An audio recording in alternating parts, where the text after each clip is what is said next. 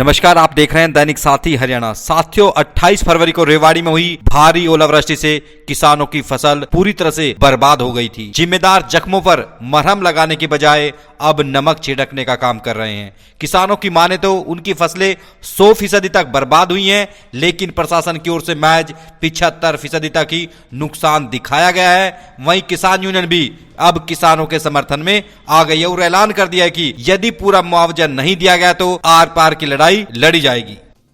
जो 28 फरवरी को रेवाड़ी जिले के अंदर लगभग 50 गांव में ओलावृष्टि हुई है और इतना भयंकर नुकसान हुआ है कि हम दूसरे दिन गया जब भी ओला मौके के ऊपर पड़ा था। आज हमें सुनने में आया है कि और किसी अधिकारी ने बताया है कि नुकसान 50 से और 70% दिखाया है और कुछ कुछ गाँवों में दिखाया भी नहीं है। तो हम सरकार से एक बार फिर मांग करते हैं कि भूल में मत रहो। 70 से 100% नुकसान हुआ है, बल्कि 90 से 100% नुकसान हुआ है, जो ये बर्दाश्त के बिल्कुल काबिल है। हम पीड़ित किसानों से भी अपील करते हैं कि आपका जो नुकसान हुआ है इस सरकार ने और पटवारियों ने जानबूझकर 70% 50% के लगभग नुकसान दिखाया है। ये बिल्कुल किसान संगठनों को और भारतीय किसानों ने बिल्कुल भी मंजूर नहीं है। कितना हुआ है? चलो आगे क्या आपने कदम उठाया है इस तरह का? आगे कदम यह है कि कल एक बार हम फिर पूरी डिटेल निकलवा ले लेते हैं। उसके बाद किसान भवन में बैठ कर रणनीति बनाएंगे और फिर एक रोज प्रदर्शन करेंगे।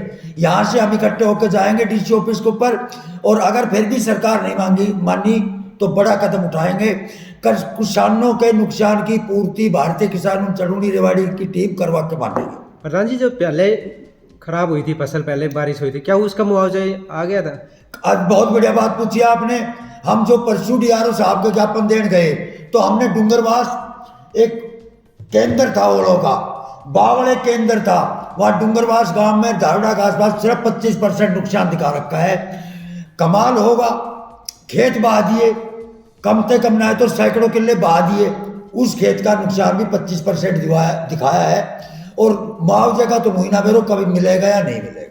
तो आपने पहले भी इस तरह का कदम उठाए, फिर भी मांग पूरी नहीं हुई। फिर आपको लगता है क्या अब भी इस तरह से आप मांग उठाओगे और पूरी हो जाएगी? नहीं जी नहीं, मैं तो हमेशा कहता हूं जब लग जो भाषा ये सरकार समझती है उसी भाषा के अंदर जब लग जवाब नहीं देंगे, इतने पीड़ित किसानों का भला होने वाले नहीं है। रेवाड़ी जिले के किसान मजदूर इकट्ठा होंगे और एक बड़ी लड़ाई लड़ेंगे। मैं सरकार को आज आखिरी बार चेतावनी देता हूं कि 90% से 100% नुकसान हुआ है।